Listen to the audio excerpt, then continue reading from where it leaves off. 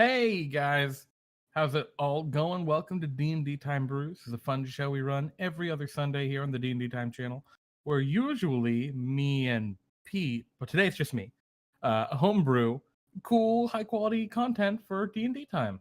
So yeah, it's good. Hello there, chat. Hello, Sheba. How you doing, bud? Um, hello, Data. My cat is very excited. Oh, hello, Tom. How you doing, bud?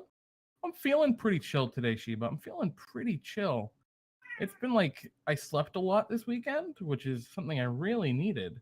Data, go sit up here so that go sit up there so everyone can see you. Good boy. Stay right there now. All right. Yeah, I'm feeling real chill. I slept a lot this weekend, which was something I really needed. So that's basically where I'm at. I read. Oh gosh, I'm playing a video game again, which I haven't done in a long time. I re-downloaded World of Warships, which I really like that game. But yeah, that's not what we're talking about today. What we're talking about today is homebrewing stuff for D&D time. So this is a project I was actually really interested in. We're not doing the Brewmaster this evening because Pete's not feeling super hot right now. He's feeling a little sick. So if people can just give Pete your healing words, that's really all we need.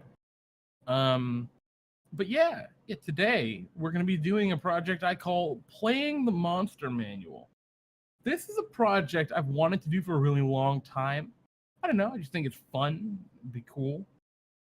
And basically, we're going to just go through the Monster Manual, and we're going to pick out a couple of races that meet these general design guidelines I put out here. And as we're going to make race options for them that you could play in a game. Our goal is to kind of make it reasonable. I mean, we're ballparking this. We're not trying to super perfectly optimize. We're going to keep a couple of things in mind as we go. The idea is that you could pick up and just use these in whatever game you wanted. So we're going to try to avoid stuff that has to be. Well, we'll get to that. So the goal is that anyone could just pick these up and use them in whatever homebrew game they want. And yeah, it should be really cool. So I'm very interested to see how that goes. Data, please don't knock down my lights, buddy. I digress. So yeah, let's is a Rakshasa a race? Yeah, I think it could be. I think something like it. And I think we're gonna get to that in a second, right? Because we gotta go over these basic rough design guidelines. So this is how we're gonna think about how we put this all together, right? Because you can't just take anything and make it into a race and play it. So like an aboleth, for example.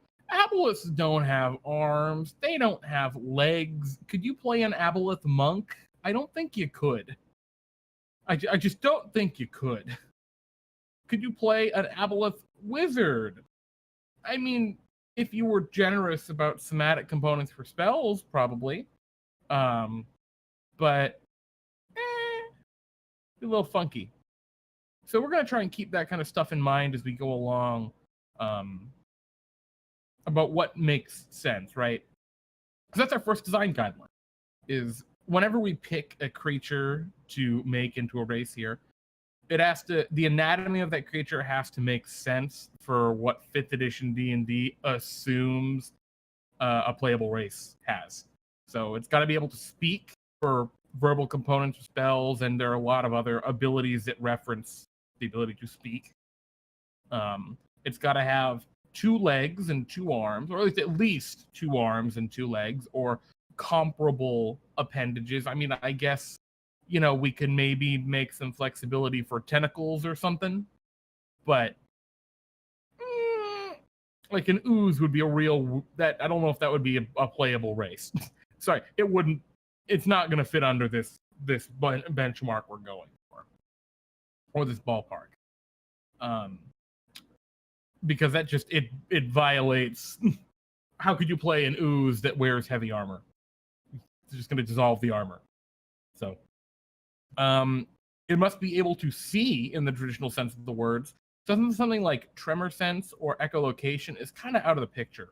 And that's because almost every spell and a ton of abilities in the game they're based on what you can see.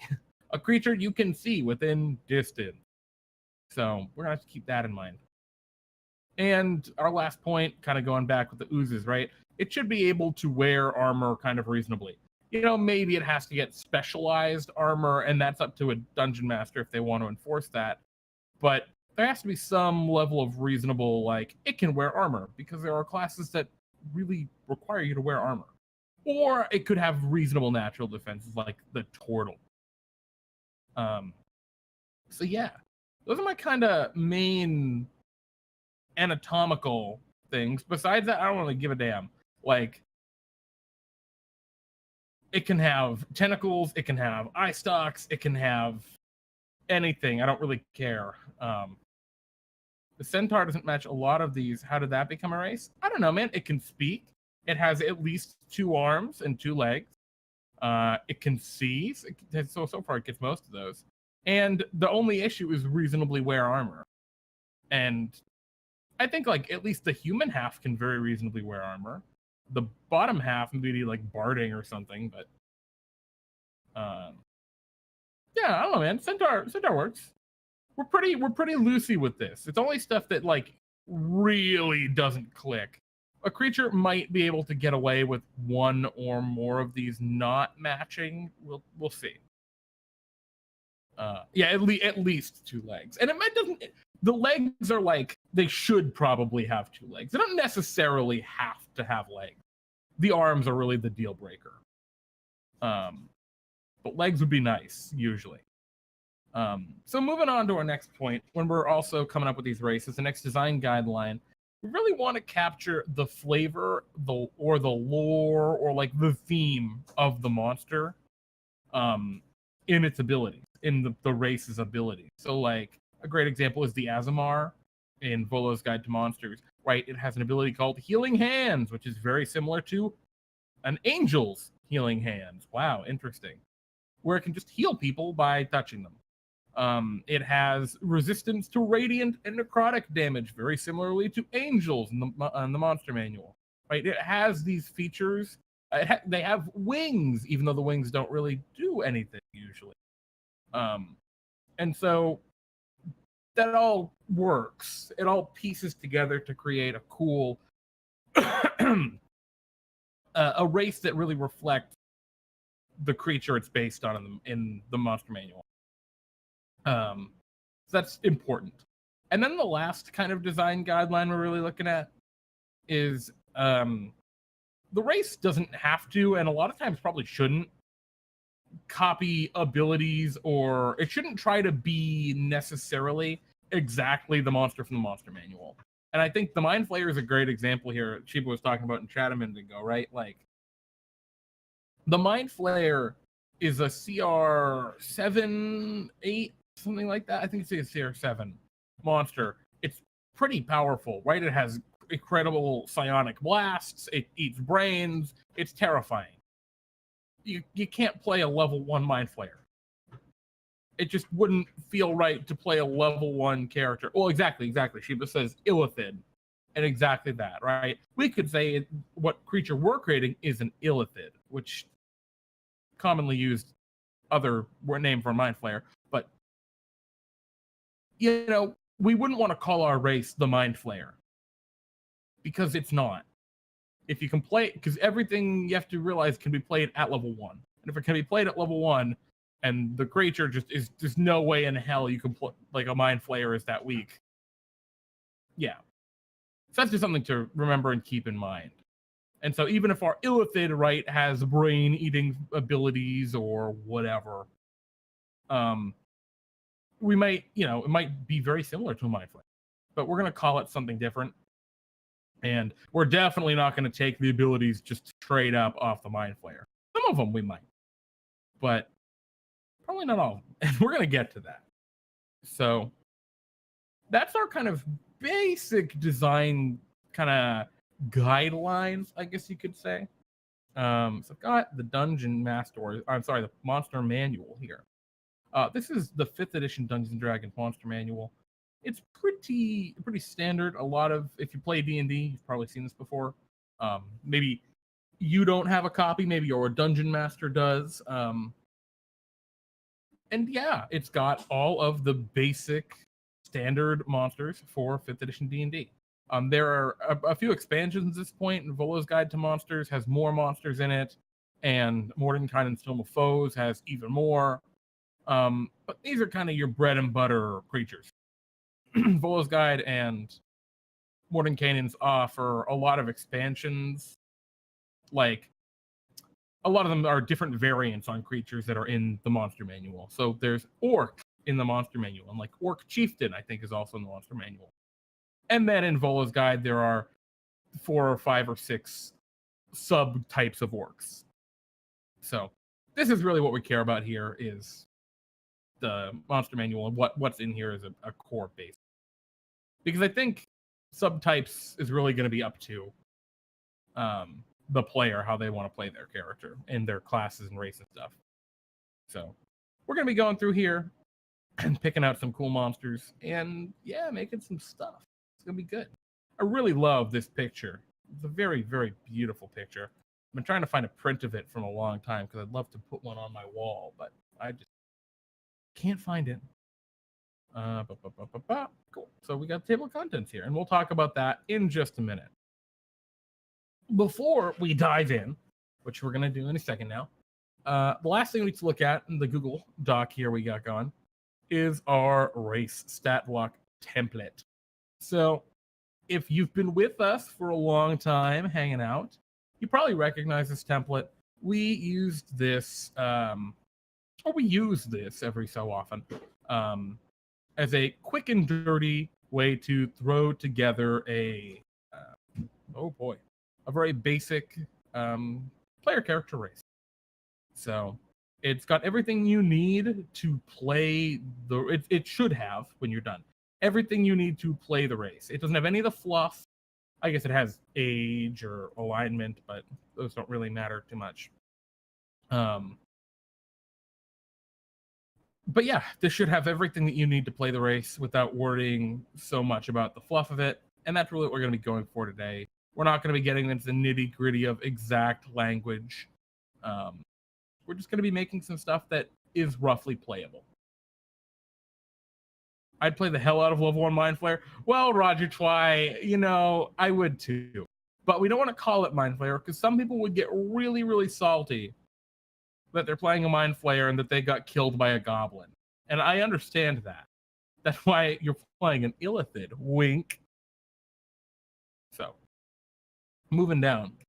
Let's, whoopsies. What did I just do? the brain nibbler. Cool. So, I don't know what the hell I just did, but anyway. We're on page 1 here. New page. Everything's good. Everything's wonderful.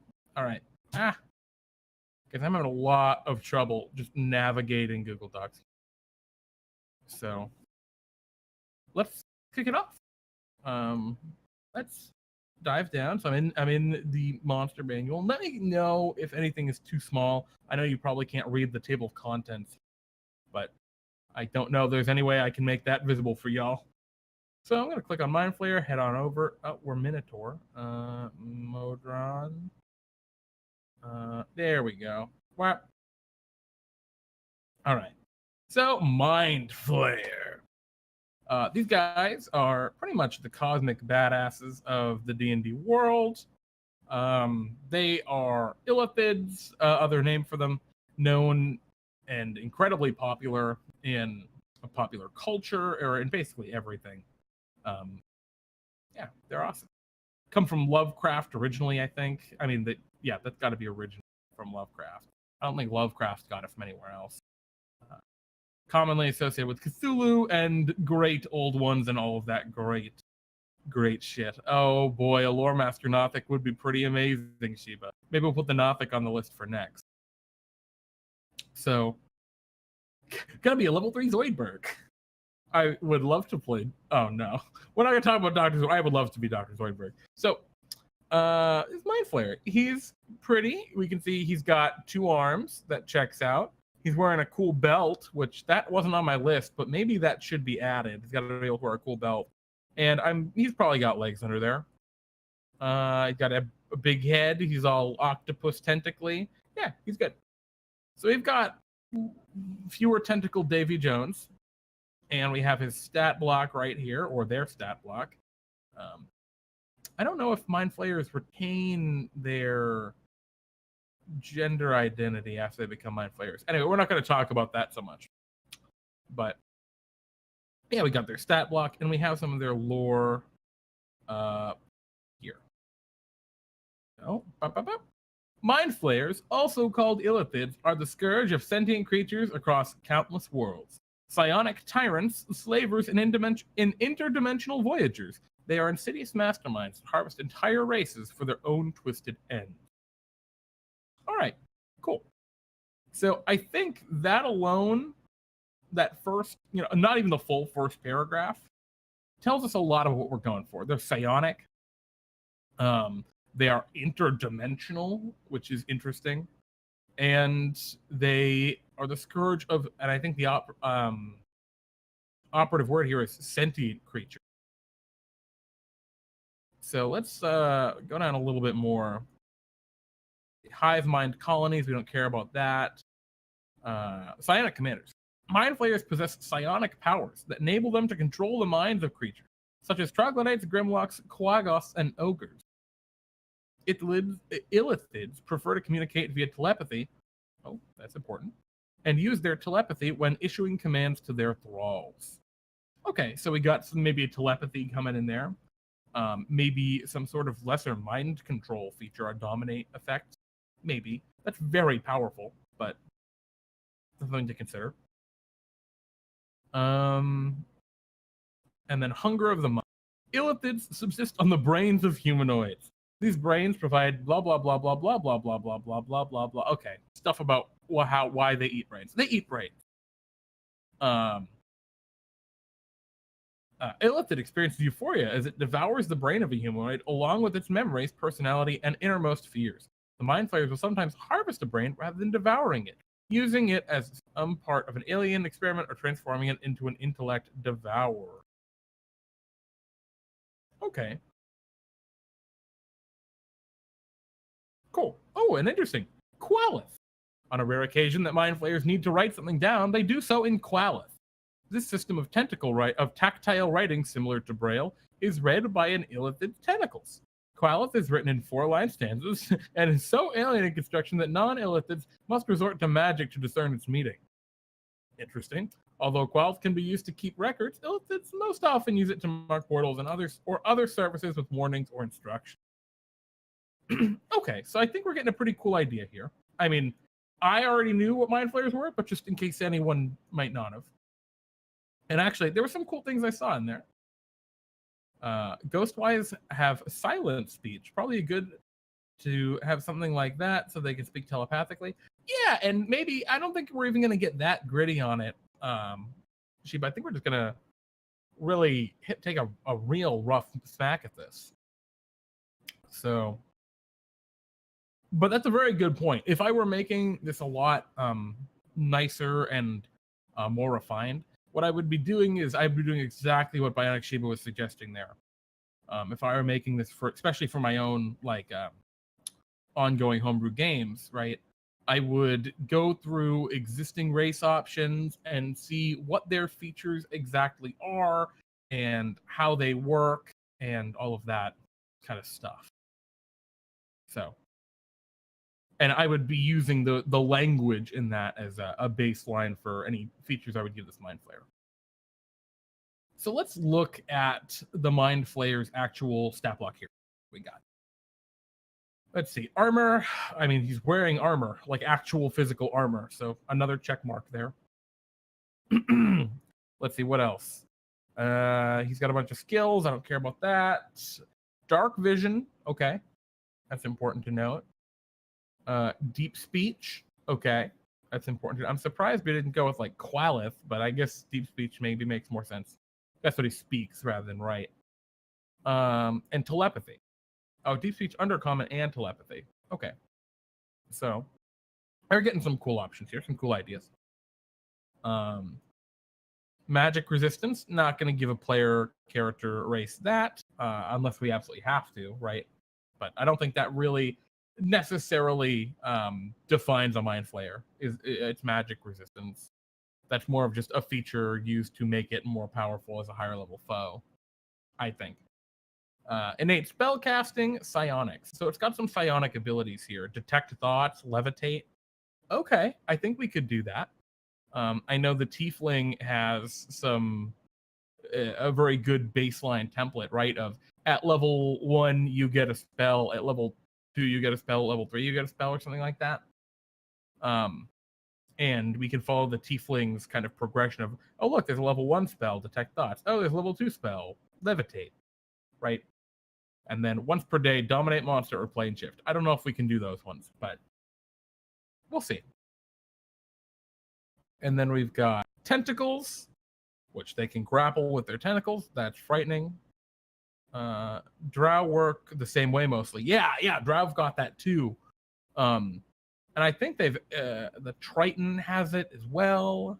If we're looking at templates for things. So anyway, tentacles, they can grapple with their tentacles. Those seem pretty small to grapple. They're getting way up in your grill. Okay. I think grappling with the tentacles are not, even though it's a powerful feature that the Mind Flayer has, I don't think that's necessarily something that we need to reflect. That doesn't feel quintessential to me. Not like Extract Brain does, which is their next feature. Extract Brain, an incapacitated humanoid grappled by the Mind Flayer. If it hits, the target takes a bunch of damage. If the target dies, the Mind Flayer eats its brain. Okay. I like that. I think we could probably do something kind of similar to that. I think we can actually... I know I said we don't have to take things verbatim, but in this case, I think we could maybe move in that direction. As a once per day, when you are grappling a creature, you can attempt to, I don't know, bite it with your beak. They have a beak? He's probably got a beak under there, right? Ugh. All right. And it does some amount of damage, and whatever. If it kills it, you eat their brain. And maybe you get something if you eat their brain. I don't know. Maybe it's 10 hit points. I don't know. Hello, Max. Int saves. Woohoo. Yeah, exactly, Shiba. Max, how are you doing? We're making squids. And Mind Blast. The Mind Flayer emits psychic energy in a 60-foot cone. Each creature must succeed on an int saving throw, take a bunch of psychic damage, and be stunned. I don't think we need that.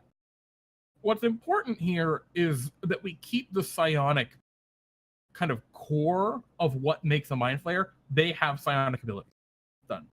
I don't think we need to necessarily keep they have a Mind Blast. That, while very powerful and maybe iconic in combat, if you fought a lot of Mind Flayers, you remember their Mind Blasts. And you remember how much you hate them because they're not fun. But I don't think that necessarily is required of this creature just in general. Ink Blast! Yeah, because he's a squid! Exactly, Swordcoat here. I'm with you. He's vomit all over them, and black ink covers their eye. Anyway. So, we're in a good position here. I think it's about time we look at our stuff. Oh, we didn't look at ability scores. So the very first thing on our template here, we'll just type Illithid, because that was the kind of concept we're going with. Now, we could go with like a variant on it. Maybe these are like above ground Mind Flayers. I don't know. We're not going to worry about that. We're going to call them Illithid right now. And if you want to use them in a different way in your own world, you can. So ability scores. Usually, a race will get a +2 and a +1. So they'll pick one of these ability scores to get a +2 to, and one to get a +1 to. And looking at this, they're making it pretty easy for the +2. We have a 19 intelligence on the Illithid, right? Vids be illin'. So it looks like, the best stat is intelligence. No surprise there. So we'll give a +2 to intelligence to this Mind Flayer. But then it also has a 13 wisdom and charisma, which that is a little funky.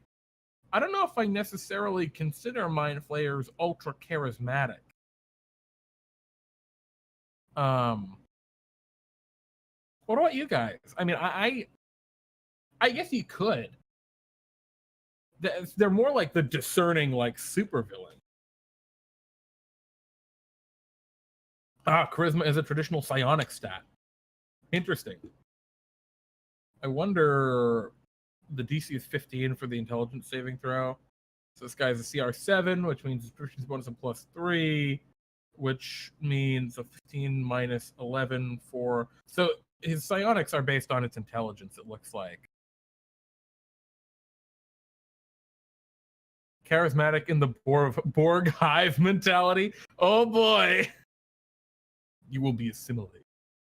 Yeah, I mean, Roger, if you're saying charisma, I think that's fine. Another way to look at this, right, is what kind of classes do we think are going to most likely, right, play Mind Flayers? And I see sorcerers and wizards as like the top two, probably. I don't really imagine a lot of Mind Flayer bards, I think, is a better example. I don't really think a lot of Mind Flayer clerics. I don't think of a lot of Mind Flayer druids, but warlocks actually make the most sense, Shiba. I don't know how I missed warlocks. And since warlocks are charisma, sorcerers are charisma, I think, yeah. And Roger, you're saying that charisma is traditionally the psionic stat. So I think that's a good call. We'll just give them that +1 in charisma to help, help those kind of things out. Because part of the reason of making these homebrew races, right, is to let people do what they want to do. Shrug. Shrug emoji. Illithids are medium creatures, which means they're approximately the size of people. Maybe a little bigger, a little smaller. I'd have to look into that and do research to find out, but I don't really care to, because that doesn't matter what we're doing here. Maybe them warlocky guys. Druids and rangers. Sword, I think you want to play an actual squid person, not just a Mind Flayer, and we'll think about that too, maybe. But I do like the inklings. Because they could have an inkling about something. We'll give them a side int. Anyway, the Elder Blade. Who told me? Okay, where am I at? Where are we at? Speed. So Mind Flayers, I don't think they have any special speed. They just have a speed of 30 feet. So, boop, they just walk. Cool. Age. I don't think we need to worry about age right now. Age and alignment. We could write up a nice thing here. I don't think we really need to. Actually, rather than deleting these, I'm just going to leave them in yellow, and then maybe we'll come back to them sometime. But for now, there's no need to go into the detail about writing a nice statement of age and alignment, or size even, because they're medium. They're evil, yo. Yeah, I mean, well, but here's the thing, right? You're right that they're evil, and I could see a lot of players wanting to play evil Illithid races.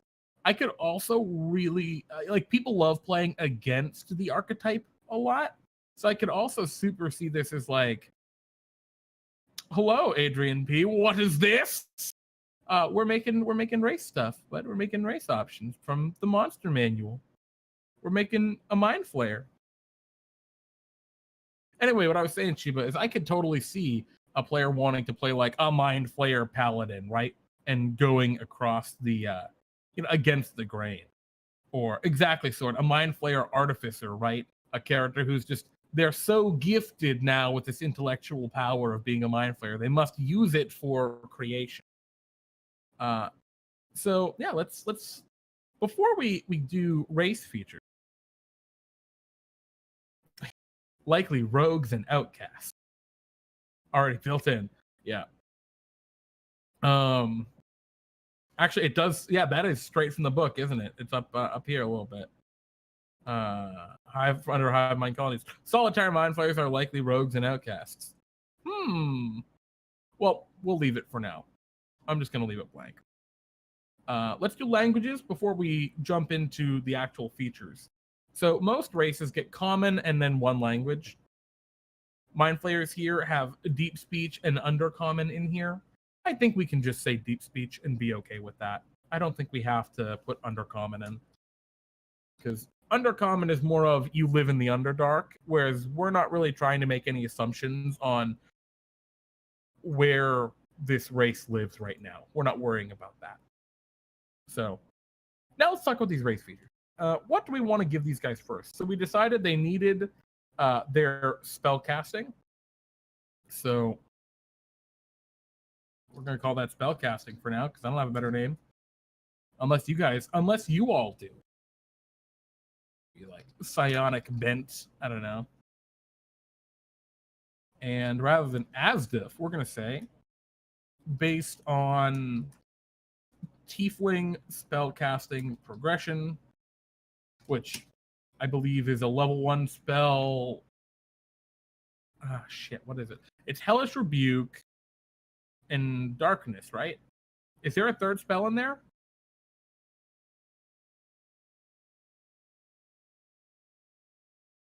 Oh man, I actually don't know. Oh boy, guys, pay no attention to my computer being bad right there. What is Darkness? Hellish Rebuke. That's it. It's a level 1 spell, level 2, and that just doesn't. I thought there was a third one, but maybe not. Oh right, they get a cantrip too, don't they? Yeah. Okay. Cool. So yeah, let's talk about the cantrip. Cantrip. What do we want to give them? Oh boy. Okay. We can't make spaces, dudes. Not happening. Oh, there we go. There we go, Sheba. Bada boom. We're getting some of that psionics built right in there. I like that a lot. I think cantrip message is really cool. And that actually we can help. We don't even need to put in a telepathy thing necessarily. And I think what we can also add to these psionic bent, right, is we can just say based on tiefling spellcasting progression, and as a special thing, doesn't require verbal components. I think that's a cool way of making that a little more. It's your telepathic features. They should know deep speech. They do know deep speech. We gave them deep speech. So I think detect thoughts makes a lot of sense as well. That's one of the features that mind flayers have, and that's level 1. And I know that the tiefling has a level 1 spell that's cast at level 2, but I don't think detect thoughts gets anything from being cast at level 2. I think that's okay. Can they breathe underwater? Yeah. Wait, they can't actually breathe underwater normally. Sword. Maybe we'll work on the squid people next. Yeah, a second use might not be too bad. It depends on how powerful we make some of their other stuff.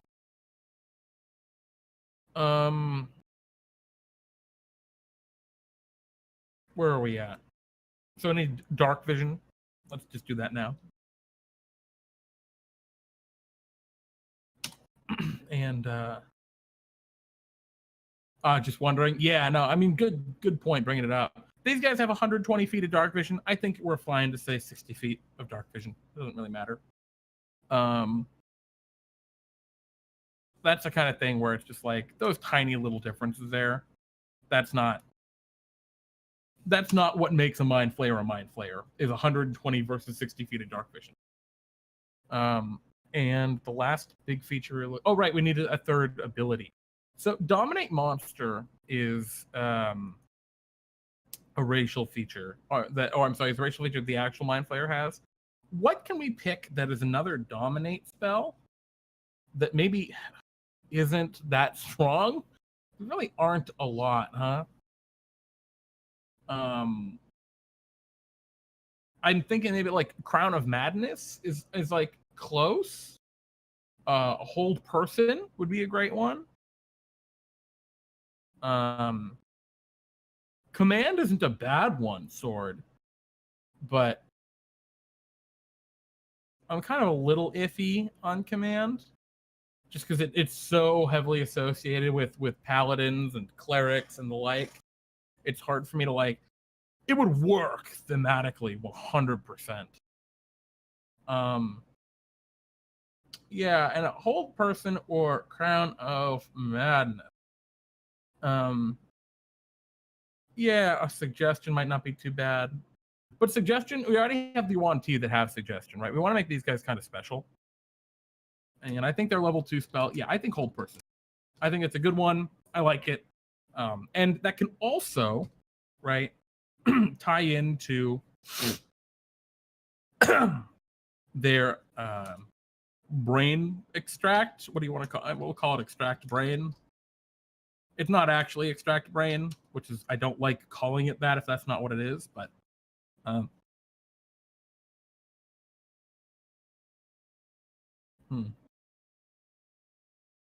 what do we want to call it if not extract brain? Like beak?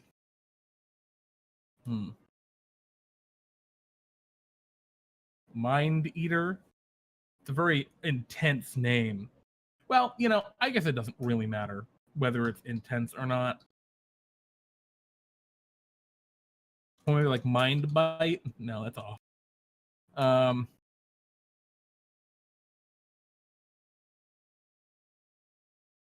We'll just call it Beak for now, and we'll worry about the exact minutia of what we would want to name it and everything, the phrasing later. So this is going to probably be a melee attack versus a creature that probably can't defend itself, right? So maybe I think a paralyzed creature would work for Hold Person, but I think we can call it just like stunned, paralyzed, etc. creature.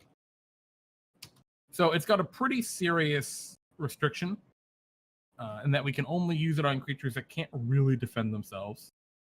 And it's just a melee attack, so it's versus armor class by default, being a melee attack. Yeah, stun, paralyzed, unconscious. Maybe incapacitated might be the keyword we actually want. I don't know. Regardless, so make it a melee attack against a creature. Whoops. And then it's got to do a bunch of damage, and it's got to be what? So once per rest, or maybe short rest. Let's go long rest. I like it once per long rest. It's got to do a whole bunch of damage. So the Mind Flayers does a lot. What does not do a lot? Well, I'm thinking immediately of another race, the lizard folk, right, who has Hungry Jaws, which lets them bite to gain some temp HP. It's very similar to what we're doing here. And yeah, I think it is incapacitated.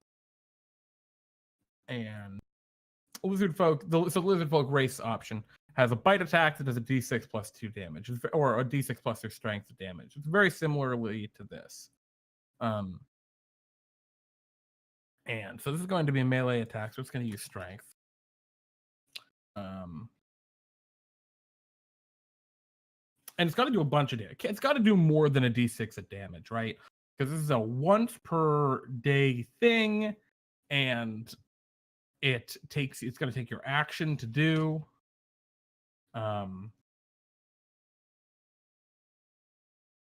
Right? Yeah. Nah, stealing points of intelligence that's getting complicated. It's getting more complicated than this. Maybe we follow more like the the lizard folks, and we call it we do a bonus action. And so they still get to do this just with their normal spell casting, just as a nice little add-on. It doesn't have to be quite as powerful. The Mind Flayers does what were we saying? Where was the Mind Flayer? I went way too far. I've lost him. I saw him. There it is. Oh no! All right, here we go.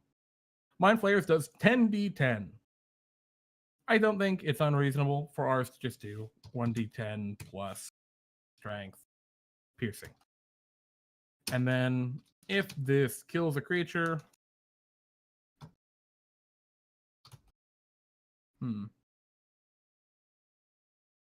you're right, Sheba. I think basic amount of strength is a little funky. But so what is Mind Flayers based on, right? What is their attacks based on here? Their extract brain and their tentacles are +7 to hit. They have so it's actually based on intelligence. That's very interesting. Because they have a +3 proficiency bonus, meaning they have a +4 to hit from their ability score, and the only one that has that is intelligence. It's very interesting. Okay. Yeah, we'll say using intelligence. This isn't a deal breaker. I mean, this is definitely against convention of player character stuff, but it's fine. Like, this is not going to ruin the game. Yeah, you're trying to overpower their mind, right? We can rationalize it however we want. So it is 1d10, and again, we'll do plus intelligence piercing. Keep in mind that if a creature is paralyzed or something, it's going to be an auto crit anyway. If this kills a creature, you extract its brain. And what is that? By extracting and devouring its brain. You extract and devour its brain.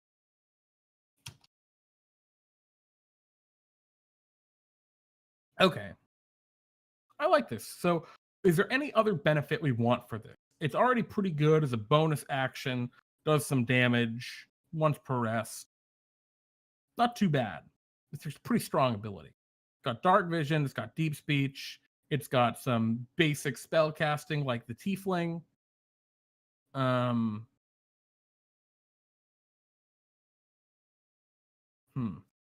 Oh, here we go. Devour Mind. There we go. We're combining the best of everyone's suggestions. We could do temp HP, but again, we're getting real close with the lizard folk there. And we've also given this character spellcasting and some other stuff. I don't know. I think we could be good with this. I think. Yeah. I think I'm all right with this. We're not missing anything in particular. Refresh the spellcasting use. What do you mean, Sheba? Refreshing like the psionic bent feature? Oof. I don't know. I don't want to like. Yeah. There's an issue with if you go too far into synergies. Like, I know the Order Domain Cleric, the first iteration of it for Unocked Arcana, had some really up synergies that just kind of really put it in a very, I didn't like it kind of spot. So I'm a little worried with creating too powerful, like refreshing synergies and things like that. I don't know. I think it might actually be fine. Just a bonus action to get a free attack. Hello, Diadems. Welcome.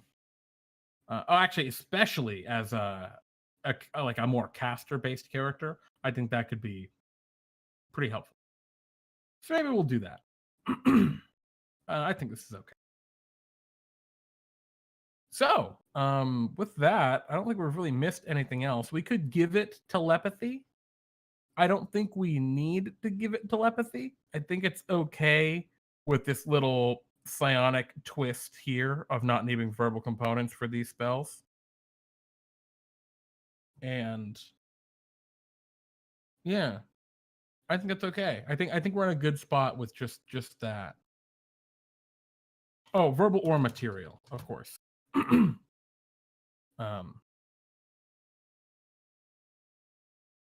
yeah, I'm happy here.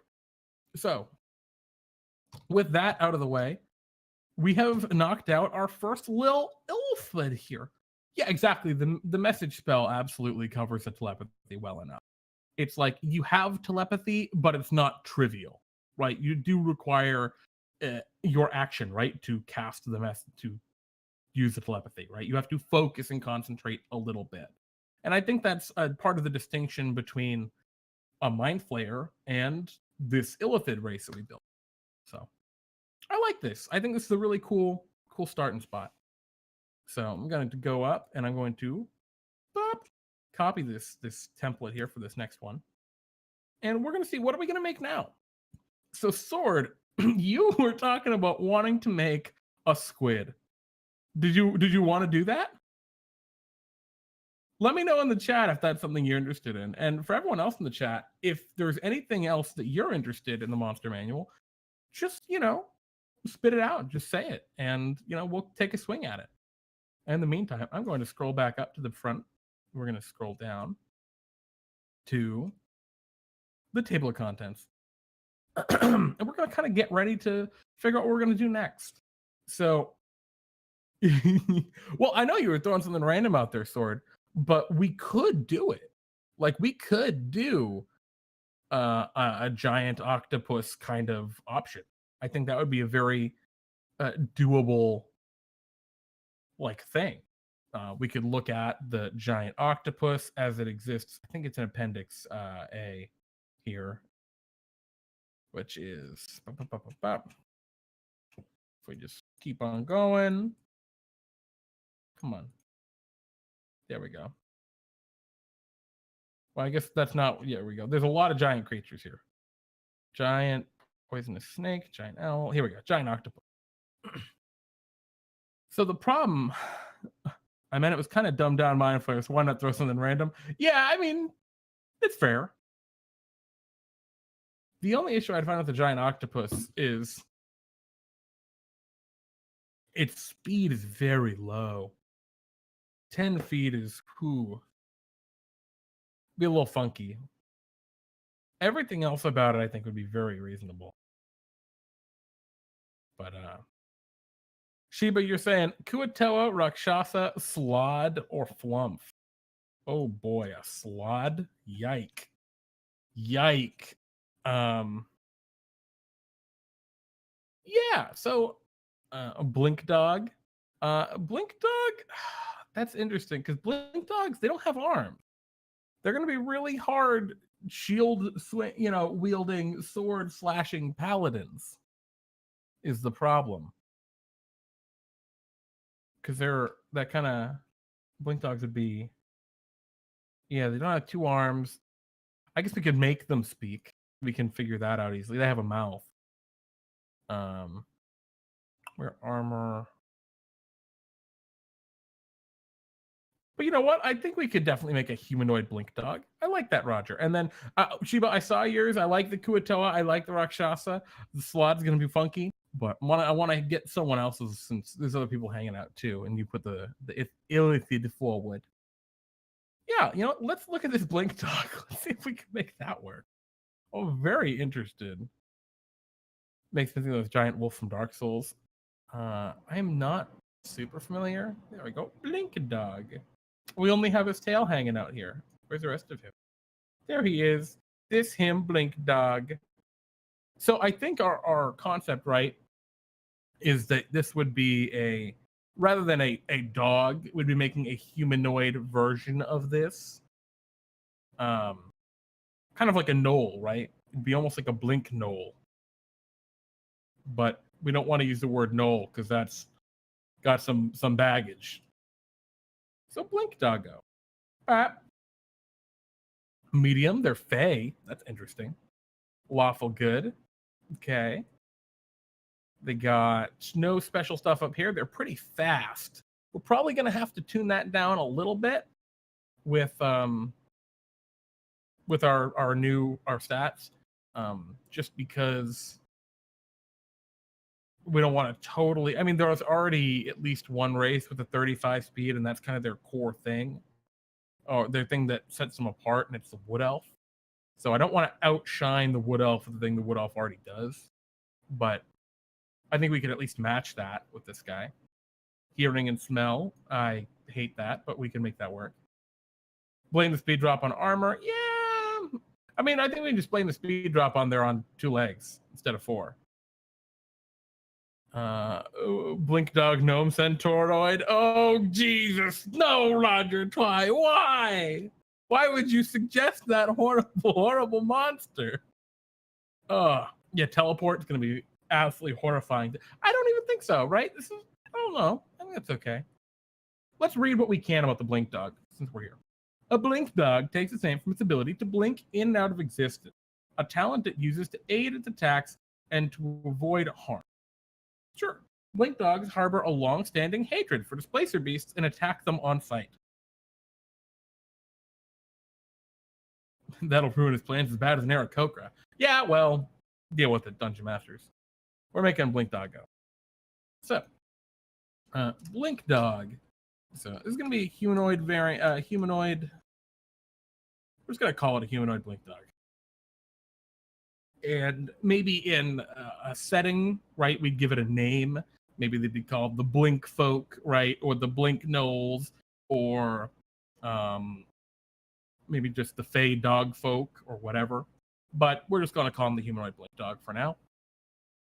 I like medium creature for this. I don't think we need to make them particularly large or anything. I don't think the Blink Dogs, right? No, it's medium. Cool. So this makes sense to me. If they're on 2 legs, do we need? They don't have any special movement. They just have their regular speed. So if they're on their 2 legs, do they need to have higher than 30 feet? I'm not sure they necessarily do. Who's the goodest boy? He wants to be the goodest boy. We will once again. Boop. And actually, he is a good boy. He is a lawful good boy, in fact. He is required by law to be good. Let's see. Blinko Doggo understands Sylvan but can't speak it. Oh, that's easy. You can read, write, Common, and Sylvan. Ta-da! So that one's easy. They teleport anyway. I don't think we need anything higher than 30 feet. Let's look at the ability scores here. So ability scores, they're dexterous, they're fast. Besides that, they have wisdom, they've got strength, and they have constitution.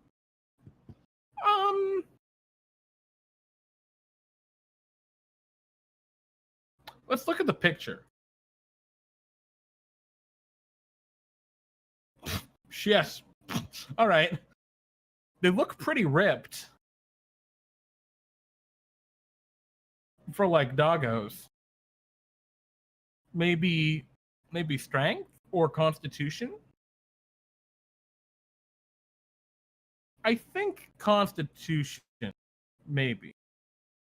Let me know, chat, if you have stronger opinions than I do on that, because I'm not sold. While Blink Dogs are lawful good, while Displacer Beasts, the cat version, are lawful evil. Exactly, Shiva. So we're gonna give them that dex boost because that's what they got. And then, what else? So, the Tabaxi is a race option for cat people. And they have a really cool feature, which lets them jump down on all 4s and run super fast. I don't think we want something like that for our Blink Dog folk. I don't think so. At least, you let me know if you think otherwise. But I think... Huh.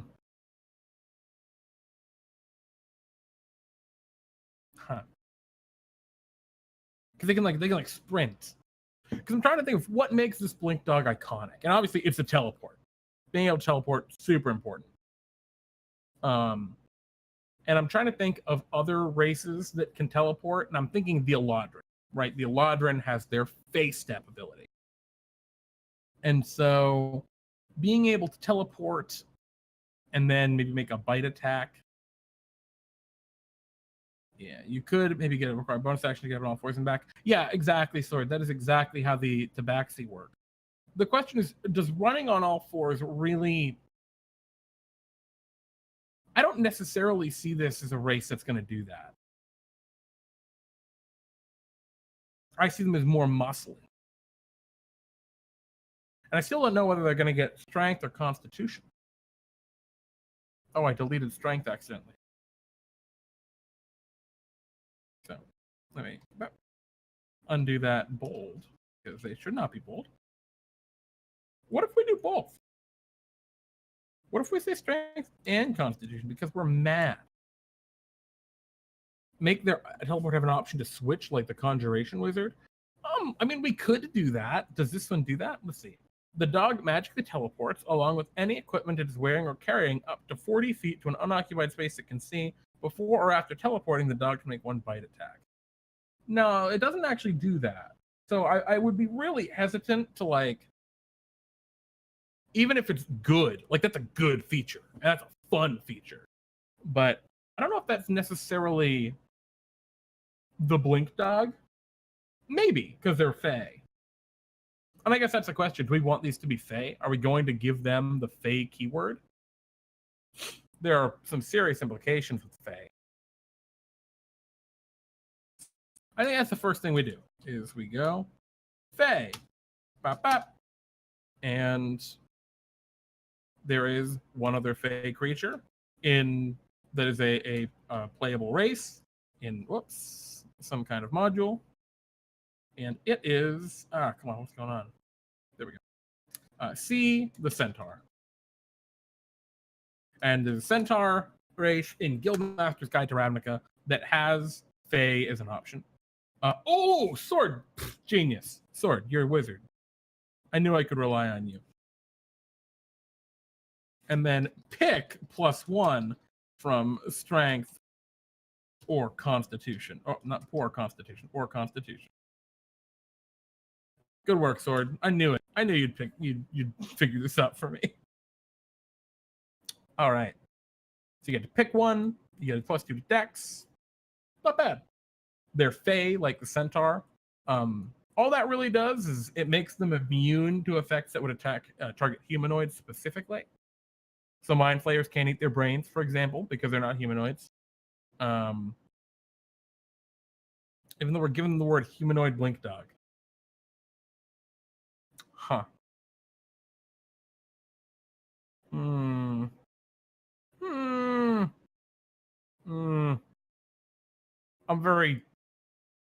I don't like this.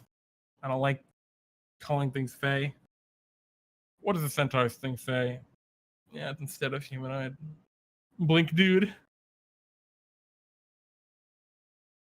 just gonna call him Blink dude. Oh, I like that. Roger Twy. Blink Dog. Oh. Yeah, whatever. We'll give him the Fey property. And then we will call them, what is this? Just teleport? We'll give it a different name. We'll call it Fey Passages. It's a good name. So we'll also call this a bonus action. Bonus action once per short rest. Yeah, probably short rest, because Blink Dogs can do it right as a recharge. So short rest is probably what we want to look for here. Teleport up to 40 feet to a space you can see. And I don't think we need to put the attack on there.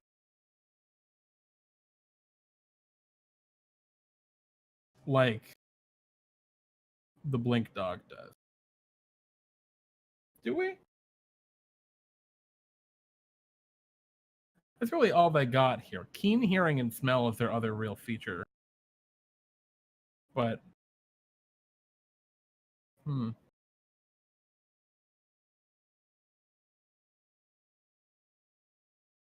we'll give them a feature called K9 Heritage.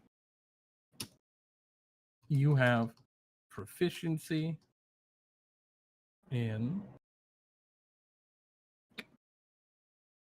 or you gain proficiency in perception,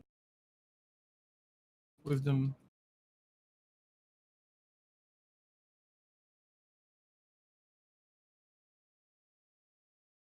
Actually, I will just say in the perception skill.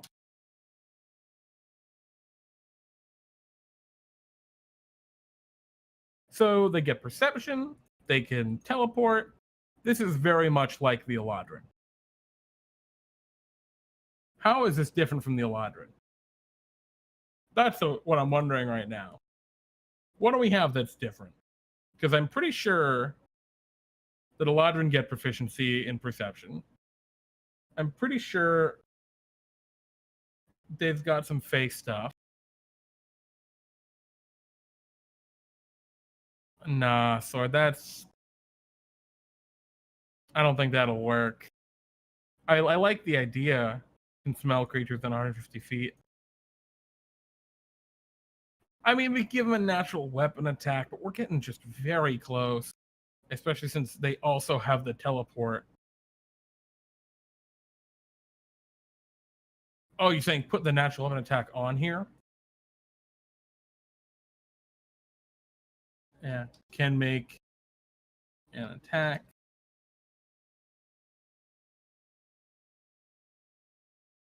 I was thinking of changing the keen hearing and smell into a tracker trait variant that affects survival or nature checks, but disadvantage in rough weather myself. Yeah. Oh God. I am so sorry if I pronounce your name incorrectly, Harkuzda. Harkista. I'm so sorry if I said that wrong. Yeah, I think that's a good idea. I think just going with this very generic, you get proficiency in perception, is like, it doesn't quite work. I like Hark. Hark. That's so much easier. Thank you, Hark. Thank you so much. So yeah, I think Tracker is a great one. Maybe we'll call it like, oh, we'll just call it Tracker. And rather than proficiency, I wonder if maybe we can do something kind of like the Paladin's Divine Sense. Might not be a bad idea. That could be cool. Survival and nature takes a track. Not bad either.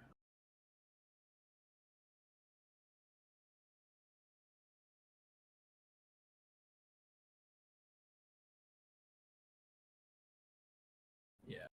So anyway, it looks like all of the power this thing's going to get is on this Fey Passage's ability for the most part. And then we'll give it natural weapon.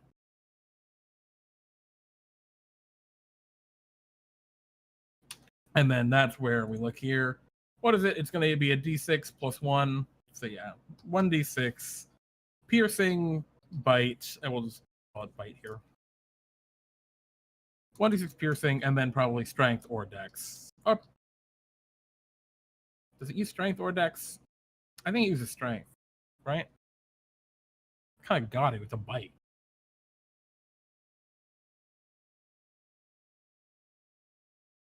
Yeah. Something you were familiar with. Not a bad idea.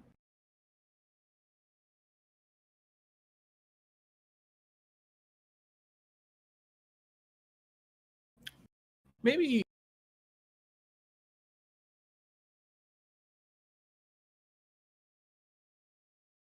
Because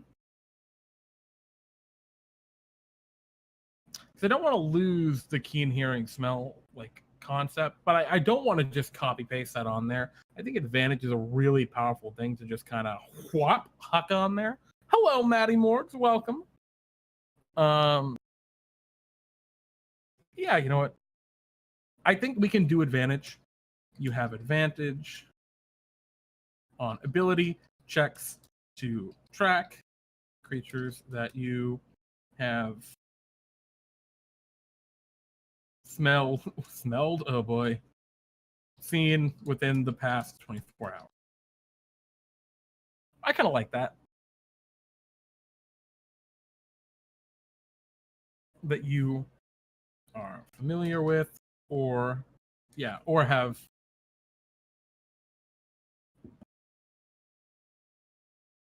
seen. Is seen the word we want to use? Because I don't want it to just be familiar with.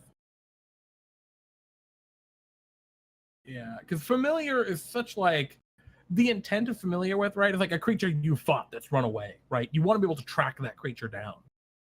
And I can see that being a point of contention where Dungeon Master might say, well, you're not familiar with them, you only fought them. And it's like, yeah, I saw them, but I'm familiar. Yeah, it can get a little funky. I will just say seen up close.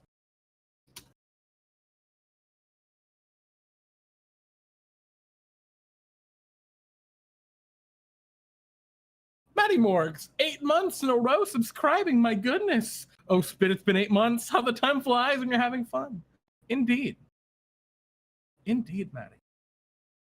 Oh, bitten? Yeah, maybe. Yeah, I think we just leave it like this because I don't want to put too much power into this tracker feature. It's real funky. We don't want to make it too supernatural. I think we're cool with just leaving it like that. I'm okay with this. So, Maddie, in case that you weren't aware, basically we're going through the monster manual right now. We're picking out a couple of monsters here and there, and we're making some player race variants on them. Right now, we made an illithid option here, which has some cool psionic magic, the ability to devour people's minds, and I mean that's really it because that's what an illithid is. And we just made a weird blink dude, which you know what, I'm okay with this. I was a little like about it before. I wasn't sure, but I'm liking where it ended up. I think we're different enough from the Eladrin that we're okay. Because we didn't take the full Fey ancestry deal that the elves have, right? I like this tracker variant that Hark came up with. It's a really good alternative. I didn't put the disadvantage in bad weather because I think like a DM might do that anyway, right? They might impart disadvantage in bad weather. I don't think it has to be something the feature has to have. But yeah, otherwise, pretty happy. Let's move on to next. Oh, strength +1. That's not what we're working on. We're working on another monster. Yeah, he's the blink dude. Because here's the thing. Originally, Maddie, we were calling him the humanoid blink dog, but then we gave him the Fey property because he's a Fey. So he's not a humanoid.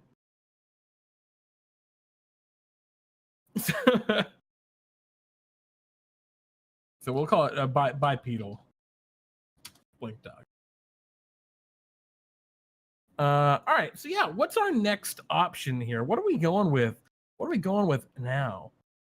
Scrolling up a little bit, I saw Shiba. You were talking about Kuatoa, Rakshasa, Slod, and Flumps. I like all of those things. Does anyone else have any recommendations or suggestions, or are we gonna just jump right in with one of those? That I really love. With just tangent here, I love this mind flayer here. Just look at him. Just look at him. He's got the crazy eyes. Like he's like not trying to attack them. He's just trying to be like, ah. Got the fucking crazy eyes. Anyway, I also like the weird, like ridged design on the tentacles. Okay, I'm sorry. I'll move on. Yeah, let's go with Kuatoa. I have a soft spot in my heart for Kuatoa. Bionic Shiba. I'm sure you're aware. But man, I would only do Kuatoa so we can have some Murloc sounds without judgment. Oh boy. Okay. Let me just zoom in so you guys might be able to see. Kuatoa are degenerate fish-like humanoids that once inhabited the shores and islands of the surface world. Long ago, humans and their ilk drove the Kuatoa underground, where they dwell in madness and everlasting night. Kuatoa can no longer abide daylight. So actually, Roger, Oh wow, I didn't even see this guy. He's just hanging out, just like, hey there. Um, oh boy, oh boy, he's all excited. I love the Kuatoa. Let's read the rest of their stuff. Let's see, mad slaves. That's probably not important. God makers. That's important. Kuatoa worship gods of their own insane creation.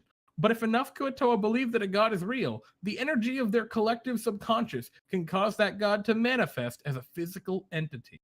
This form of a Kuatoa god takes the form the Kuatoa god takes depends on the inspiration for its divine image and is usually random or nonsensical.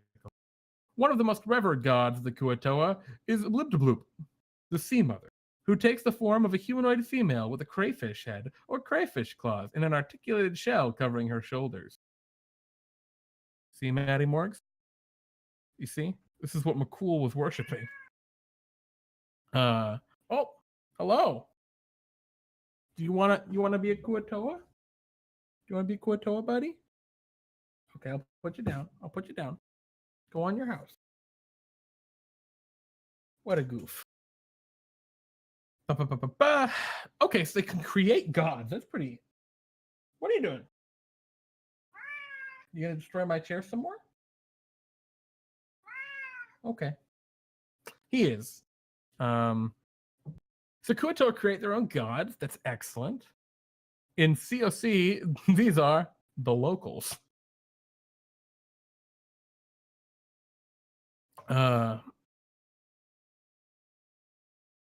COC. Does this mean that McCool worships a Kuatoa? Kuatoa god? I don't know, Maddie Morgs. We'll have to find out. I guess we'll never find out because that game will never be run. But maybe. Cool. So we've got that archpriests, fanatical devotees of their faith. Okay. So I think this is becoming pretty obvious without going into like all of their shtick here. Oh, Kuatoa gear. That's actually interesting. Many weapons of the Kuatoa are designed to capture rather than kill. Nets are common, although some carry pincer staffs, also known as man catchers, designed to trap and immobilize foes. Kuatoa warriors also treat their shields with sticky goo that catches incoming weapons. In general, Kuatoa don't like the weight of armor on their slippery bodies and can rely on their natural rubbery hide for protection. However, they do like to wear jewelry. Okay, so that doesn't really matter too much. I was hoping we'd see something cool in there, but like making their own stuff. Oh, I got that Schmexy Lobster Woman idol. It's true. It's true. I do. So yeah, Kuatoa. Nothing else on the next page, right? Oh, there are a couple different Kuatoas. Oh boy. Let's see what else do we. Yeah, okay. Let's see what these dudes are. Well, let's look at the first Kuatoa. Let's look at these guys first. They got some natural armor. I don't think that's super important for our purposes. I think we can probably drop that. I'm a Kuatoa cleric. I got my power from a shiny rock I found on the beach. Exactly. It's very, very Uchonkus in nature. No offense, Uchonkus. Oh, I hope you didn't hear that. They speak Undercommon as a language, so we have a language for them.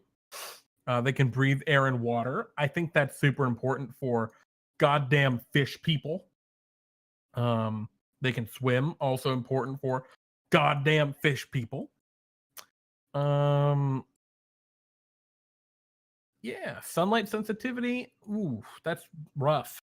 Maybe we need that. Maybe we don't. I'm not sure. To me, that matters so much. But maybe that does to some other people. So let's start these boys off. So, oh, right, we didn't look at their ability scores. Strength. Everything else is bad. Okay, let's look at some of the better Kuatoa. This one's strength, constitution, and wisdom. Okay. This one is strength, constitution, and wisdom. All right. So we're getting some stuff here. We're definitely going either wisdom, strength, con. And I think we're gonna go strength from just his base dude. So let's go wisdom and con. I like that. You know, I'm gonna give these boys a +2 wisdom. God hot damn. All right. Oh, that's it. Strength and wisdom is what I meant. I think I said wisdom and con, I meant strength. So these guys are going to make great clerics, which is very much in their lore. So this is good. We're in the right kind of vibe. We got to make sure they got their swim speed. Pretty standard here for them.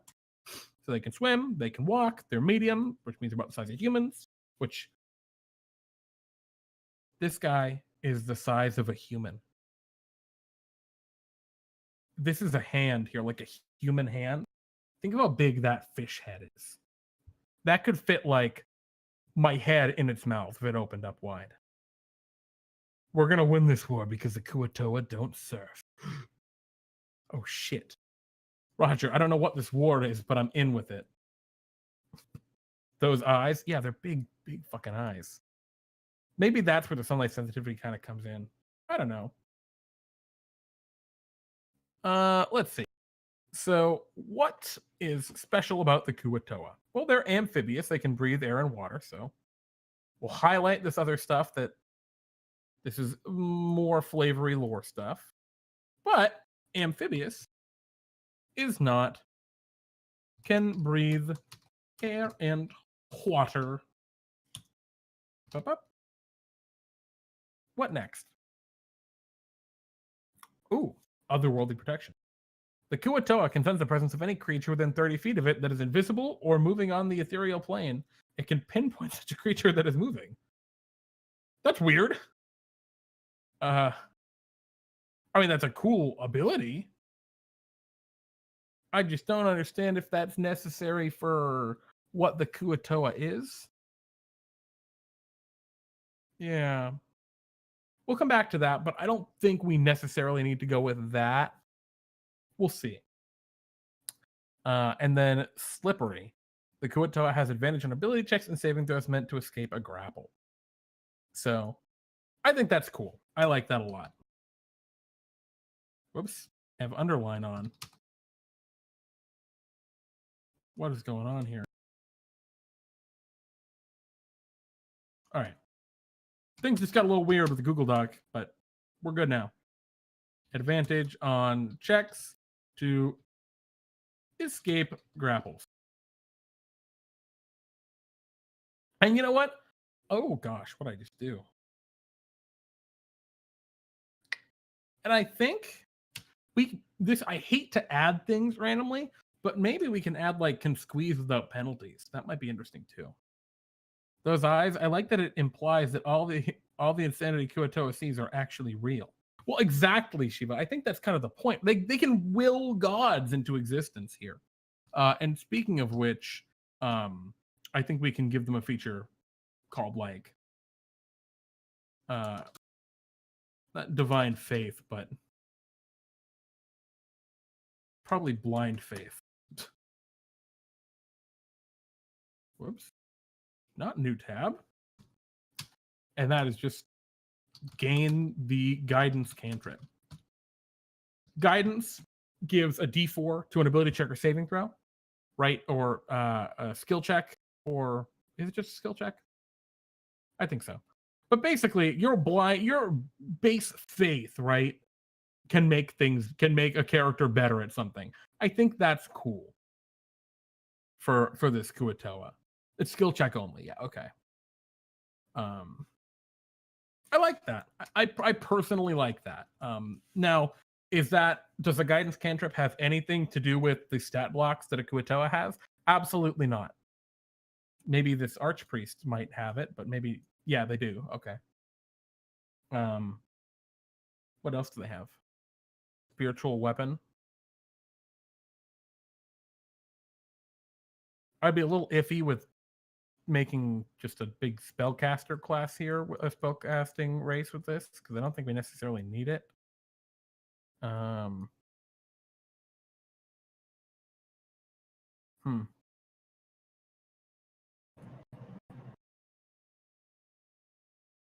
regardless, I think we can just stick right now with what we got. So we got amphibious, we got slippery, we've got this blind faith, we get guidance. As like it's just a little bit of spell casting. They have undercommon.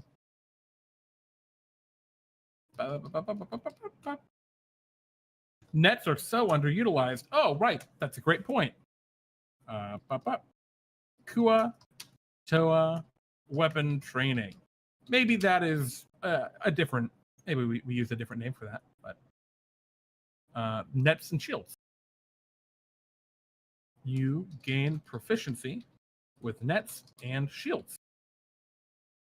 Well, because it's not just capture, because they also are known for their shields. They're sticky shields. Now, I don't know if we can really embody this sticky shield thing. Being able to just disarm super easily all the time is really, really busted. It makes for an okay enemy, but it would be very, very powerful. It's like, yes, the storm giant hit me with his great sword. It sticks to my shield, so he can't attack with it anymore. Like, okay, it doesn't make sense when used like that.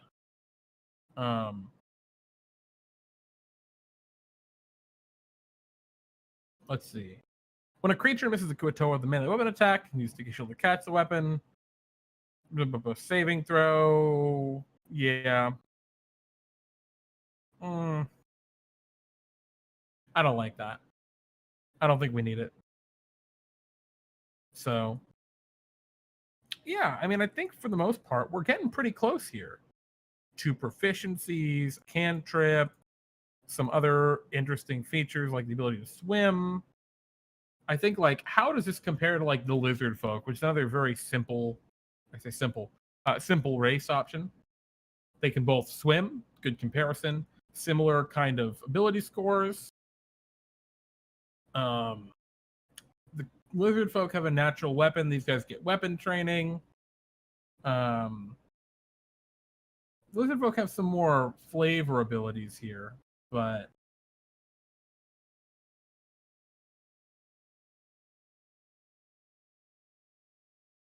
I don't like it because it would completely invalidate classes that don't use shields from being a Kuatoa, considering how much power would go into it.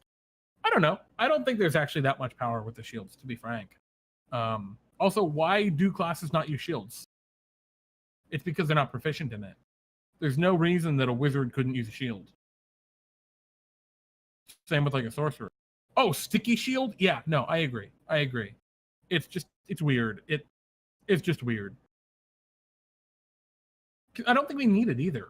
I mean, I think this alone, like, works. I think.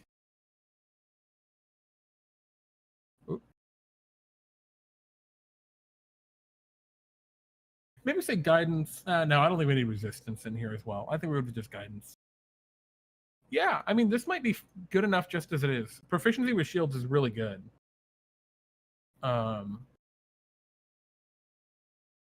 Now, this is a little funky for martial characters. I think we're still missing like some little bit of power, some little bit of kick. Let me look at, because I think we're pretty much, we've burnt out the stat block here, and we've burnt out most of this other stuff. I don't want to create a custom pincer weapon based on this thing here to be used for just this race, but there might be something else on here we could have. They have sunlight sensitivity, which I don't think we need to put on here. Oh, thaumaturgy. Okay, we can just give them a second cantrip, I think, and we can call that like pretty all right.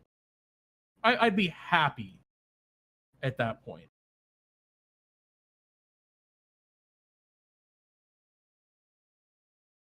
We could also go the spellcasting route with like the tiefling option, but where they can cast, like, they get guidance as a cantrip, they get I don't know, like probably Bane, and then maybe Shield of Faith or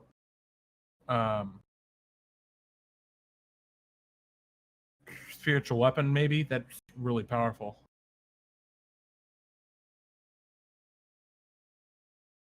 Racial strength is a good kick, unless it would be busted to say that since they're so unfaithful.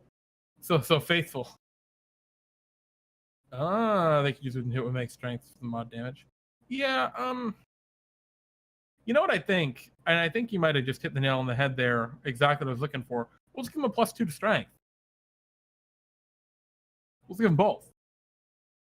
They just get a +4 for ability scores. Because their abilities are, well, I mean, they're good. They're not bad, but they're a little more niche. Let's see. Maddie was saying they could potentially use wisdom to hit with melee instead of strength as a modifier.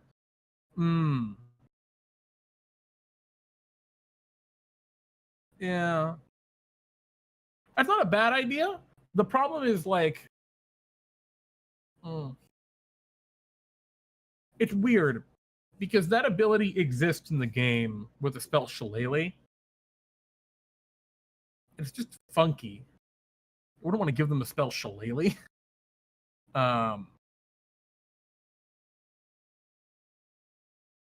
Yeah, Shield of Faith, Blindness, Deafness wouldn't be a bad option. I don't think we need it, though. I think we can just give them that second point of strength. There's no reason, like, to go against a +2/+2. Honestly, this is fine. There are dwarf subraces that do it. I think it's just the dwarf. Mountain dwarf? Mountain dwarf. I like this. I think we're okay here. Because I don't think we're really missing out on anything that's super important for the Kuo-toa. And I think they're powerful enough. This would definitely route many to be clerics, but it's going to be appropriate for the culture. Yeah, exactly, Maddie. And it would also be great for fighters. I mean, there's no, like, you're playing a champion fighter, +2 wisdom, whatever. I don't know. I'm not using that wisdom for anything else. Same with like a barbarian, right? I mean, it'd be better if it were a constitution. Same with fighter, but, you know, works fine too. Yeah. I like this. Yeah, I mean, exactly. She was making a great point. Even though they don't have the intelligence or the charisma, this would still make a pretty good sorcerer or a wizard, just for the shield proficiency. So that'd be an interesting. I like that. That I mean, its arguably most powerful feature is the shield. And I mean, we need to just keep moving because we're getting caught up here. But its arguably most powerful feature is the shield proficiency. And even then, it's like the classes that benefit the most from it aren't going to be the ones this is designed for, and I like that. Hello, Bubonic One. Welcome. We are making races based on creatures in the monster manual. So far, it's going so good. We actually just finished up our third one. So we started with the Mind Flayer, the kind of classic. We did an Illithid. And gave it. Well, these are not DnDTime legal, but we'll let you know when they are. We started with the Illithid, which is a tuned down variant on a Mind Flayer. From there, we went to a bipedal Blink Dude, which is just a bipedal Blink Dog option, which actually I really like how that came out. The ones that are the hardest to do are often the most fulfilling when they're done. And then this Kuo-toa last, and I love Kuo-toa so much. I keep copying the page breaks, and I don't know why. But now we're on to something totally new.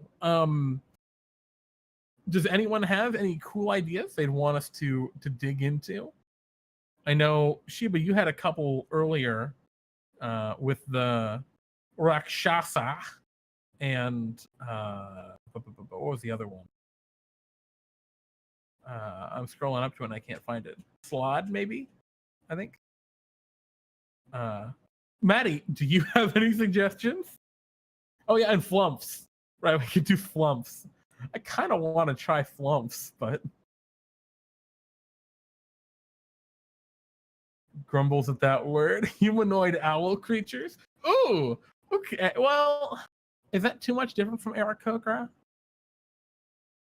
Maybe. Let's look at the Aarakocra, because I like this idea sword. So Aarakocra, they are bird boys. And they get a dive attack, and they can fly, and that's really it. I mean, not doing flumps is just teasing everyone. I'm gonna look at the giant owl and see if they have anything that really strikes out that would warrant having its own option. But if we don't see anything, we'll move on with flumps. I'm kind of interested. I've always wanted to be like play a giant owl, dude.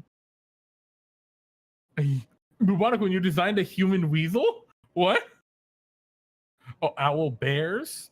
Owl bears are cool, but they don't really have any features is the problem. They're very generic monsters, unfortunately.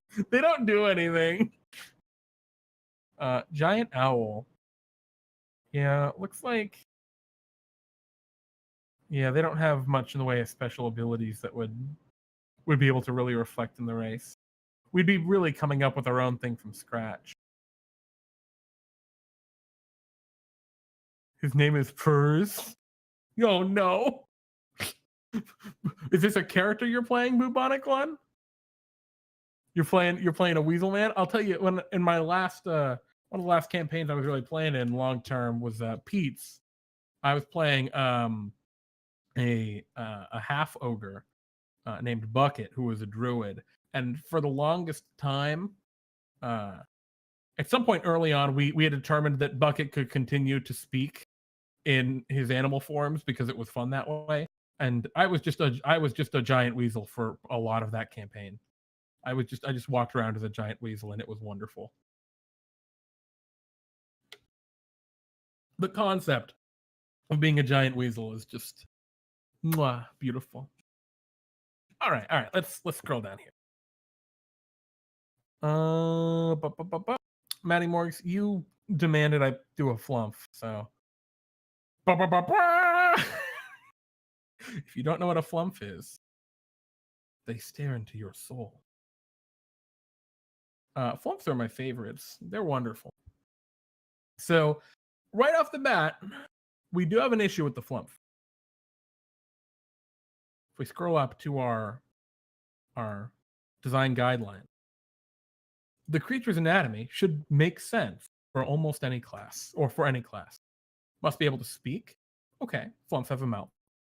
They must have at least 2 arms or comparable appendages. Okay, they have tentacles. They can be like arms. They can hold things. Should probably have at least 2 legs. Okay. I think we're still all right. I think we can get away without that since it can move pretty consistently, but to consider. And other than that, I think we're good. So actually, let's go back to flump. Flump. And actually, Bubonic One. He was human who got, shall we say, the level 20 cleric didn't like his smart mouth and skill at stealing, laid some nasty spells upon him. Oh no! I love that. Just like, hey man, how's it?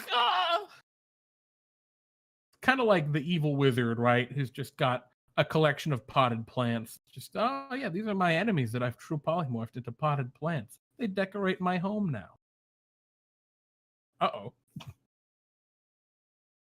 Oh, he turned you into a giant weasel. You know, I feel like, though, for your character, Bubonic One, that was a bad thing. For you, it was probably a good thing. I know for me, I'd be like, oh no, I'm a giant weasel. This isn't going to be amazing. I don't know. All right, let's look at these flumps. They are the mysterious flumps drift through the Underdark, propelled through the air by tiny jets whose sounds give them their name. A flump glows faintly, reflecting its moods in its color. Soft pinks means it's amused. Deep blue is sadness. Green expresses curiosity. And crimson is anger. Intelligent and wise. Flumps communicate telepathically. Though they resemble jellyfish, flumps are sentient beings of great intelligence and wisdom. Hey guys, we just got our 2 Billy scores. Possessing advanced knowledge of religion, philosophy, mathematics, and countless other subjects. I love flumps. Flumps are sensitive. Data, please don't. My cat is right here, and he is just pushing my monitor, so everything is moving. Don't do that, buddy. I fed you before I started. Blah, blah. Flumps are sensitive to the emotional states of nearby creatures. If a creature's thoughts suggest goodness, a flump seeks a creature out. When facing creatures that exude evil, a flump flees. I don't care what the stat block says. +2 charisma, -1 int, advantage of persuasion checks, and feels compelled to trust you. Yeah, I mean, you gotta trust a flump. Always trust a flump. Data should go to work. Data, go to work. Go to work. Good boy. He knows what going to work is. Yeah. I don't have his treats here, so hopefully he stays at work. Let's see what else I got. Psionic siphons. Flumps feed by siphoning mental energy from psionic creatures, and they can be found lurking in their communities of mind flayers, aboleths, githyank, and githzerai, or githzerai. As passive parasites, they take only the mental energy they need, and most creatures feel no loss or discomfort from such feeding. Oh, he left. Cool. So, interesting. I dig this so far. Flumps are small. So, let's go ahead and say they're small. What else do flumps have? Flumps are really fucking slow. 5 feet, and I guess that's them dragging themselves with their tentacles, and a fly speed of 30 feet. So, I think we can reflect that pretty fine. I don't really see much of an issue with it.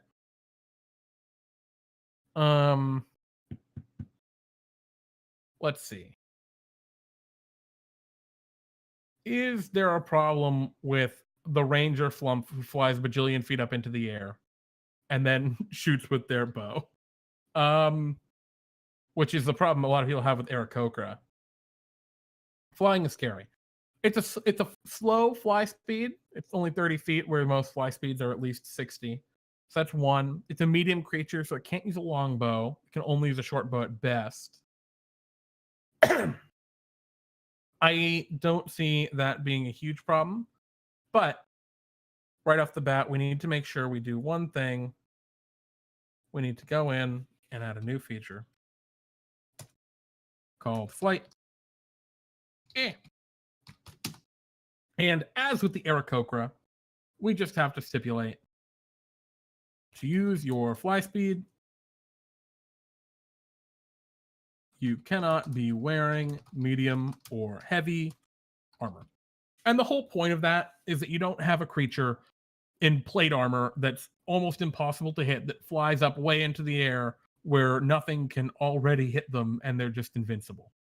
So that stipulation's on there, and that's good because I don't see a flump wearing medium or heavy armor. I really just don't want it to. And so having that stipulation there, I think, will work. Languages.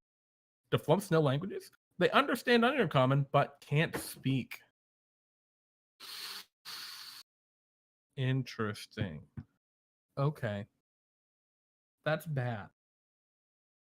We're running into some issues here. And I think the way we handle that is we just let it speak Undercommon. So this is a change we're making from the core race. And I get it. Like, the reason we're doing it is so that it can be a spellcaster in the traditional sense. It's not going to be a holdup for us.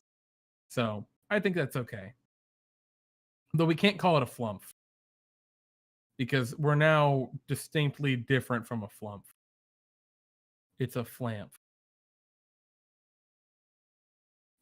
All right, so we've got our flamp. What are their ability scores? We said intelligence and wisdom. Because those were the two things that says right up at the top.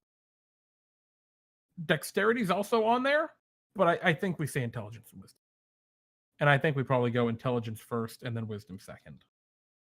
So as a +2 and +1 respectively. Your heavy armor paladin flump wriggling across the ground at 5 feet per turn. That hurts me to consider, Chiba. But you know what? Please don't do that. Okay. What else do they got? They have advanced telepathy.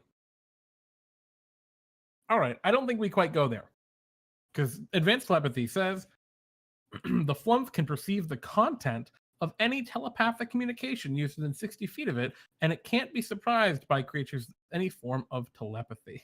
Faster, just roll on the ground. Yeah, just you see, we get this. He's roughly cylindrical. Get on your side and have the party roll you, and you can go faster than 5 feet per round. Guaranteed.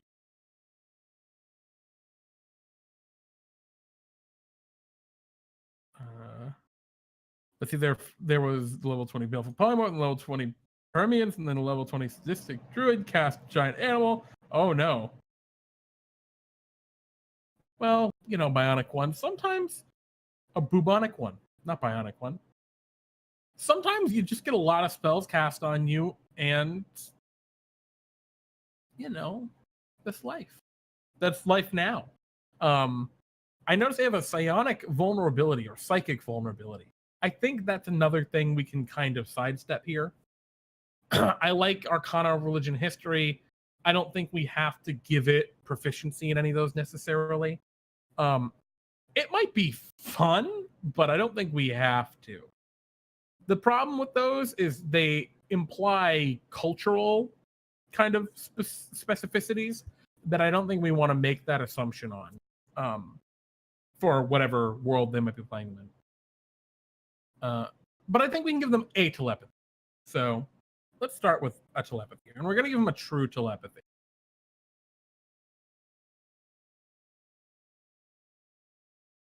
Telepathy. And I think, you know, we'll give them advanced telepathy. It'll be cool. Because it'll be a feature that really kind of steps them around. Steps. How's them stand out? Oh, give it a pet cat or dog to ride around. That's an interesting idea, Sword. I like this. You've got your Mastiff mounted Flump Paladin. Oh, I'm so into it now. Holy shit. Oh, it's going to be good. It's called advanced telepathy. Shit.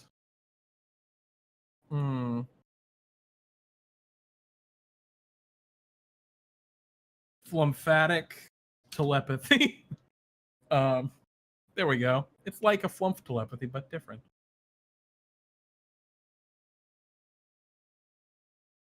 Well, you know, bubonic one, sometimes you just want to be a giant awakened enchanted weasel. It's just life. So instead of can perceive the content, I think we can just say you can communicate telepathically with any creature that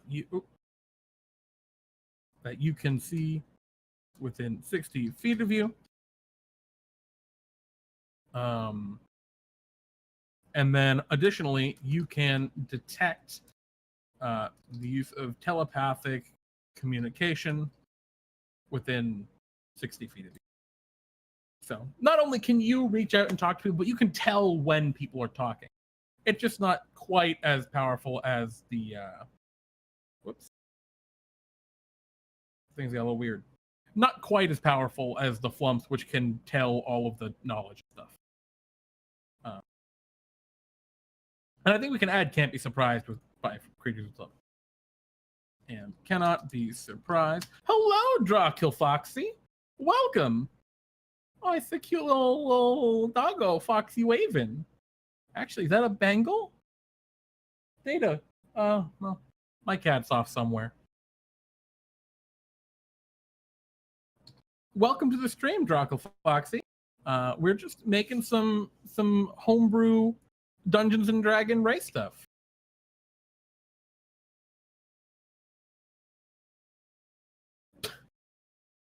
How are we going to get the trust in here? Oh, no. Well, actually, okay. Here we go, Sheba. Trustworthy. You gain proficiency in the deception skill. No problem. Everyone trusts you, so you're very good at deceiving people.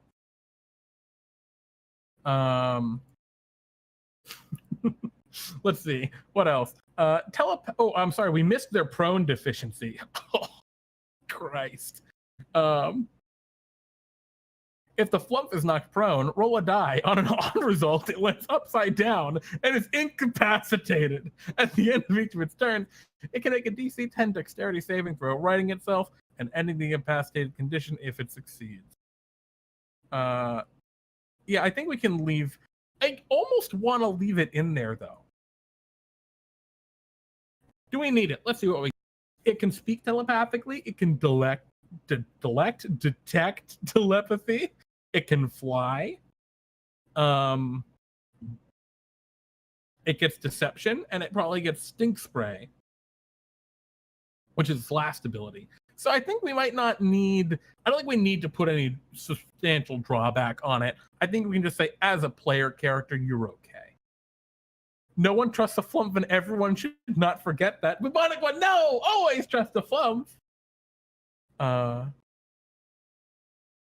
man, Bubonic one, 42 years of RPGs.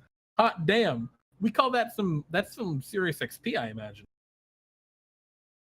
You gotta be pretty high level. Let's see what other race features we got. All right, what are we gonna do? Tendrils that do acid damage. Oh. Huh.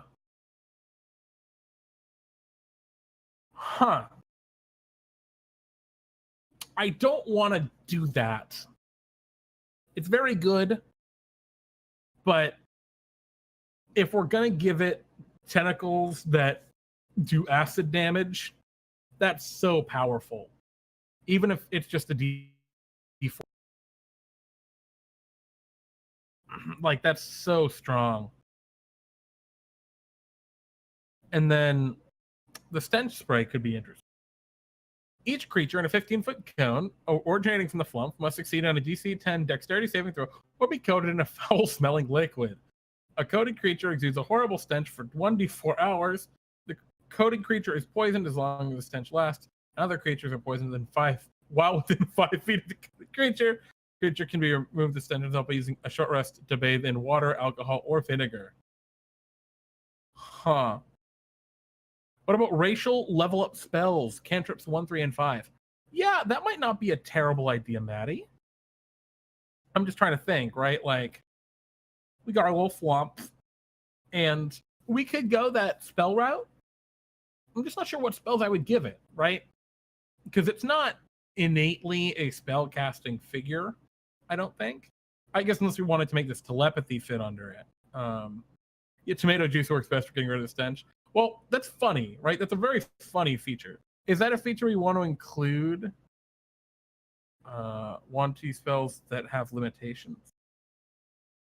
Oh, like the 1-2 spell. Oh, I see. You're saying like they get the the animal friendship or something, and they can only target snakes, right?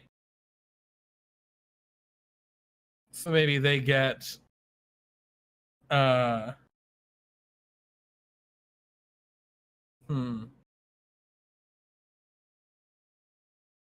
Interesting.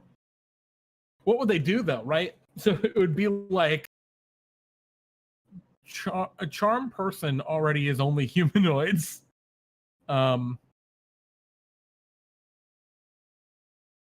Yeah. Oh, I mean, if we do give it a stench spray, we'd have to change what it does, I think, pretty dramatically. Super long-term poison that's a pretty impactful ability. I don't know. I'm not sure we necessarily need to give it a stench spray. But maybe we do.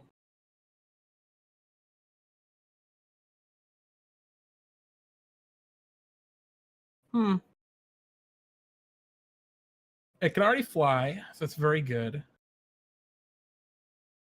Especially because it's going to probably be mostly wizards playing flumps. It's very, very good.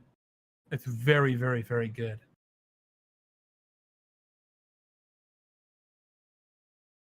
I think it might actually need the prone deficiency. Why not make it a stinking cloud? Stinking cloud's too high a level. What does the Aarakocra get beyond flight? Almost nothing is the key. Like Aarakocra get their 50 feet of flight, and they get, I think, a natural weapon, and that is it. That's everything they got. And so I see this as like 30 feet of flight. Is that really much different than 50 feet of flight? No, it's not really that much weaker. And these guys are getting a proficiency and the telepathic communication. I think, honestly, if we leave it at that, this is going to be fine. If we put anything else on it, I think we'd have to add in that prone deficiency. And even then, I think we're okay. I'd be happy with the flump as it is here. It's got its telepathy, which is nice. It's trustworthy. I don't even. God damn it.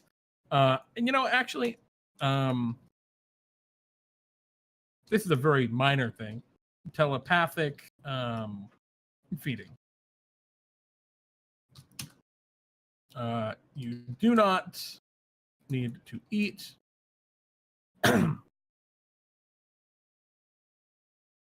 On a day that you spend near at least four other creatures, maybe 3 other creatures. Data, get down. Oh dear, there's a ladybug on my light. Data, it's a ladybug. Yeah, all right, guys. Gonna leave the ladybug. Mumble something about lawful good creature in the Underdark. Oh, bubonic 142. So you know the origin of the flump. I apologize. You still have these harsh feelings. I can understand. Data, please stop screaming at the ladybug. Okay, just a ladybug. Well, everyone, I'm fine with wrapping that flump up there. We got Flump, Kuatoa, Blink Dude, and the Illithid. I like these. I like these all quite a bit. I mean, ladybugs are good luck. Yeah, right. Damn, I'll take the luck. We got our Flamp. We've got a Kuatoa. We've got the Blink Dude, and we have our Illithid. And I think that just about is kind of coming to a wrap us up, right? Unless we really want to do one more that people might really be feeling. Chat, what do you think? Are you really feeling one more? Ah!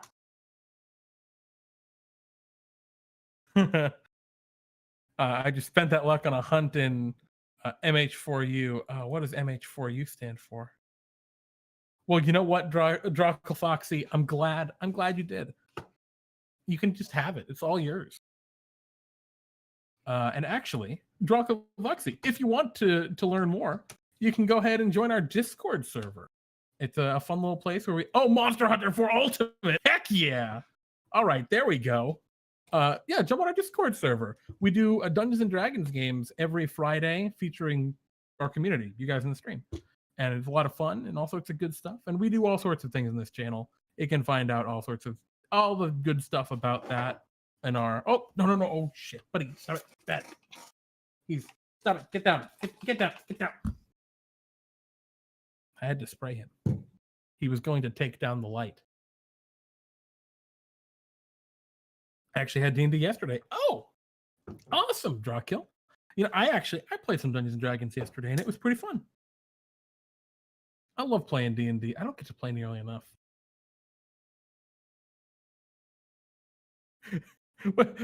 Maddie, what is on the eyes of that cat? Are those sun? Wait, what? I don't even know this emo, but it's a cat with like things on his eyes. Anywho, it's because I always DM. Yeah, Bionic, I always DM. I love DMing too. Like, don't get me wrong, I love being the dungeon master. A bit nervous due to something that happened. Oh no. Oh, he's a cool cat. That makes so much sense. Draco Foxy, what happened? If you want to talk about it, of course, you don't necessarily have to. I feel you if it's a more personal deal. I've run into that before. Players or parties that don't necessarily click or anything like that. But I'm playing Forager in my spare time. What's Forager? I don't know anything. Like I'm dumb. So teach me. Oh no. Rolling for random encounters. Oh, were you the are you DMing Draco Foxy? I don't know what's up with our channel and attracting Fox people, by the way, but like we got Draw Kill Foxy, we've got Misra the Fox, we've got the Fox in a Box. There are a disproportionately high number of foxes. Oh, you're a player. So your Dungeon Master has you roll for random encounters? Oh, you're playing a Mystic too. Very nice. I have my players always roll for the random encounters when they take rest. So much more fun when they do it, and some I didn't do it. Sure, Bubonic, go ahead. Maybe if you need to break the DM curse, I could run something for you, Pete, and maybe a couple others in the community who are suffering as well. Well, Maddie Morse, if you want, I mean, I will. I'm always in. Hopsfrog.net/forager. Wow. Oh, I see. It's a little like explory, crafty, buildy thing. Do you build? You see mine and stuff. Huh. It's like a fun little game. I will look into that after. Support the indie game company that buy indie games. There you go. I'll take a broadcast week and just have it be a run week instead. Holy moly, Matty Morgs. If you want to do that, let me know. Break out the old woo-woo. Draco Foxy. We rolled for perception, got a 19. You notice that you want Team Malison slithering around. I hate the one that I really hate is the snake arms. That's the worst Malison. That one can go away. I don't like them. The snake bottom one, that's like the coolest one, I think, to me at least. Uh-oh.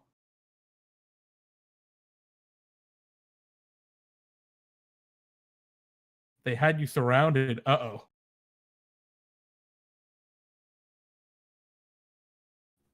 I can understand, Draco Foxy, why you might be a little bit nervous. Yeah, why is this even possible? Yeah. What horrible snake god decided, yeah, let's just replace their arms with snakes? Oh, well, Matty Morgs, if you play vanilla rules, we can play vanilla rules. I'm game for anything. Yeah, whoever made one team. Well, Shiva, damn, you got it. Oh yeah, Dendar the Night Serpent. That would do it. I'm very excited about that. I've been playing some video games as well, Bubonic one lately. Been having a lot of fun. I re-downloaded World of Warships, which has been a long time since I played that. I had a big problem where I was spending way too much money on a video game, so I stopped playing it. But now I'm so far behind on spending money that there's no way I could ever catch up. So that means I'll never spend any more money on it, is my hope. The worst is Trogador. Are you talking about Trogador the Burninator? I love Trogador the Burninator with his big beefy arm. Yeah, it looks at my minis. Well, the thing is, Shiba. I'm already caught up on the minis. We're good. I don't have to spend any more money because I'm there. We did it. We won the minis. We won the world of minis. Plus, I mean, they're so beautiful. They're just gorgeous. Anywho, I'm gonna wrap it up for tonight. Thank you guys, everyone, guys, gals, whomever. I do have a prodigious collection, Maddie. I love it very much. I'm glad, Maddie. It makes you happy, and it makes my players very sad. Is what it does. Oh my goodness. I'm not going to stop yet because I want to talk about this. So Maddie, I was running a weird like kind of mashup adventure campaign that I meet super infrequently, like less than once a month. And they ran into a froghemoth. And I had when I pulled that miniature out, because I described it and they were like, ugh. And then I put the miniature on the table and they were like, ugh. It was amazing. They were like afraid to touch it. It's so whack. Do I have him in here somewhere? He's got to be on. Yeah, I think he's packed away a little bit. But it was excellent. It was a very good moment. Well, anyway, thank you everyone for hanging out with us. I love the stuff we came up with today. I actually really like this Flamph, this Kuatoa, Blink Dude. I really like the Blink Dude. I like how that guy came out. And I like the Illithid quite a bit too. Thanks for joining me with playing the Monster Manual, this part of this special side project here on DnDTime Brews. If you're new to the channel, or if you know, yeah, if you want to just catch more D&D time, you can do that throughout the week. Thank you, Drawkill Foxy, for the follow. We appreciate that. We run stuff every Wednesday. We have D&D Time Talks, a show where Pete, who's not here right now, but Pete and myself hang out and talk about Dungeons and Dragons. We're probably going to continue talking about aspects of aquatic or naval campaigning this upcoming week, as we're kind of trying to stick along that trend up until the release of Saltmarsh, the Ghost of Saltmarsh, which is coming out in 3 weeks, I think. I'm very excited. It's gonna be a very cool book. It's like not Tomb of Annihilation, Tales from the Yawning Portal, but probably way better. Tales is okay, don't get me wrong, but I'm very excited about Ghost of Saltmarsh. And then besides that, on Fridays we do Pete and Jeremy's D&D Time, where we run 3 1-hour one-shot they're like 2-hour one-shot adventures featuring our viewers. They're a lot of fun. And then on Sundays, next Sunday, I'm pretty sure we're gonna be doing Waterdeep Dragon Heist, which I'm really excited about. They heisted a dragon last episode. Spoilers. It was great, and things the pace is starting to really pick up as they're kind of getting on the trail, and I'm into it, feeling it.